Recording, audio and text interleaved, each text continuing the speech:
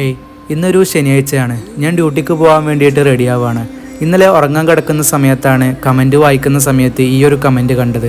ഈ ഒരു കമൻറ്റ് കണ്ടതിന് ശേഷം ഒരു 15 മിനിറ്റ് ഞാൻ ഏതോ ഒരു ലോകത്തായിരുന്നു. എന്തൊക്കെയോ ആലോചിച്ച് കൂട്ടി സമയം പോയത് ഞാൻ അറിഞ്ഞില്ല. ഞാനൊക്കെ നാട്ടിലുണ്ടാവുന്ന സമയത്ത് ഒരുപാട് പേരുടെ സ്റ്റാറ്റസുകളും നമ്മുടെ വീട്ടിലെ പ്രായമായവരുടെ ഒരുപാട് അനുഭവങ്ങളും മാത്രമായിരുന്നു നമുക്ക് പ്രവാസം എന്ന് പറയുന്നത്. നമ്മുടെയൊക്കെ അത്രയും വേണ്ടപ്പെട്ട ഉപ്പമാര്, സഹോദരന്മാര്, പ്രവാസ ലോകത്ത് കഷ്ടപ്പെടുന്ന ഒരുപാട് ആൾക്കാർ, അവരുടെ മനസ്സിൻ്റെ ഉള്ളിൽ എപ്പോഴും അവർ ജോലി ചെയ്യുന്ന സമയത്ത് അവരുടെ ഉള്ളിലൊരു ആഗ്രഹം ഉണ്ടാവും.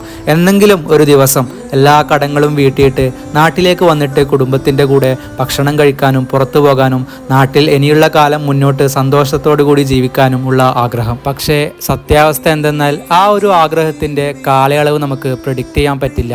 ഒരു 80% ആൾക്കാരും ആ ഒരു ആഗ്രഹം മനസ്സിൽ വെച്ച് ജോലി ചെയ്ത് പ്രവാസ ലോകത്ത് തന്നെ പെട്ടുപോയ ഒരുപാട് മനുഷ്യന്മാരുണ്ട്. കടങ്ങൾ വീട്ടിയിട്ടും സന്തോഷത്തോടു കൂടി നാട്ടിലേക്ക് വന്ന് കുടുംബത്തിൻ്റെ കൂടെ സമയം സ്പെൻഡ് ചെയ്യാൻ ആഗ്രഹമുണ്ടായിട്ട് പോലും അതിന് പറ്റാത്ത എത്രയോ പ്രവാസികൾ.